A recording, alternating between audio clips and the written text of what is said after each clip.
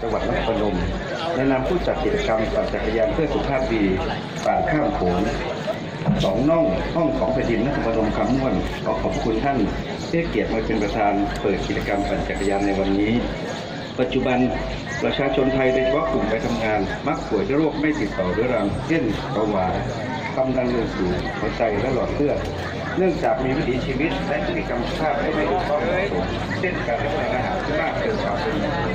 การรับประทานอาหารที่มีรสหวานมันเค็มมากเกินไปการออกกำลังกายที่ไม่เพียงพอพักผ่อนน้อยเครียดการสูบบุหรี่หรือดื่มสุราจัดเป็นสาเหตุทำให้เกิดการมีปัญหาด้านสุขภาพตามมา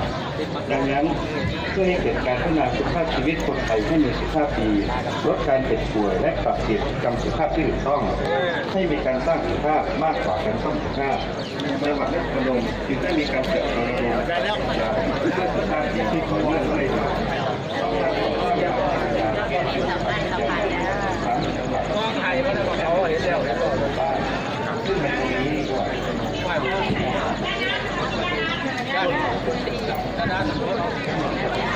ช่วงที่ประธานกำลัง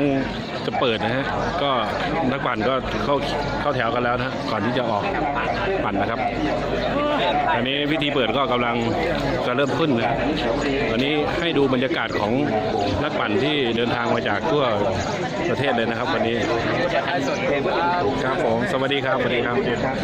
นี่ครับคนมากันเยอะมากนะครับวันนี้ช่วยกันปั่นจักรยานและให้การปั่นจักรยานเป็นส่วนของวิถีชีวิตตลอดจน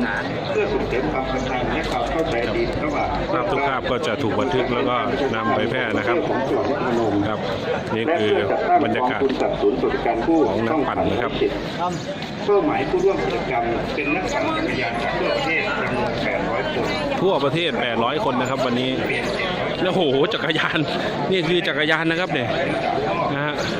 ก็ผมเพิ่งเคยเห็นเหมือนกันนะจักรยานแบบนี้นะครับไม่รู้จะปั่นยังไงเดี๋ยวจะถ่ายให้ดูนะครับว่าเขาปั่นกันยังไงครับนี่ครับ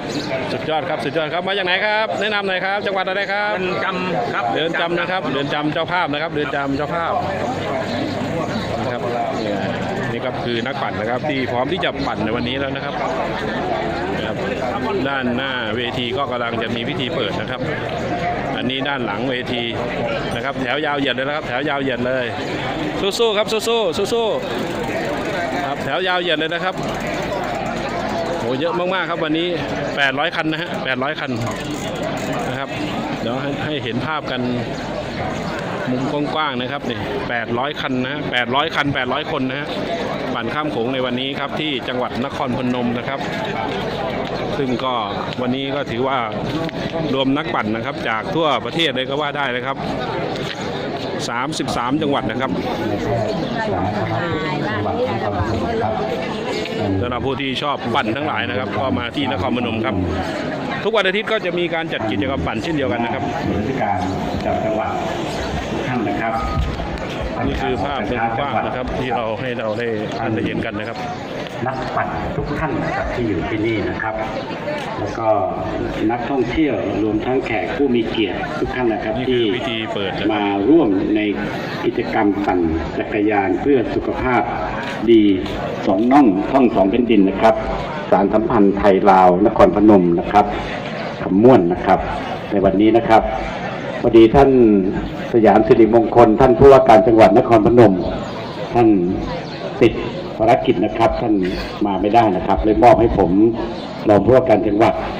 มาเป็นประธานในพิธีเปิดกิจกรรมแทนนะครับ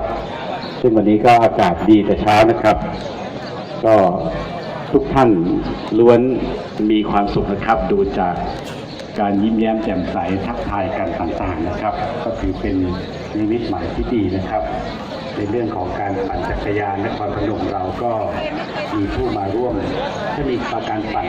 จัดกิจกรรมก็จะมีคนมาร่วมมากนะครับก็วันนี้ในนามของ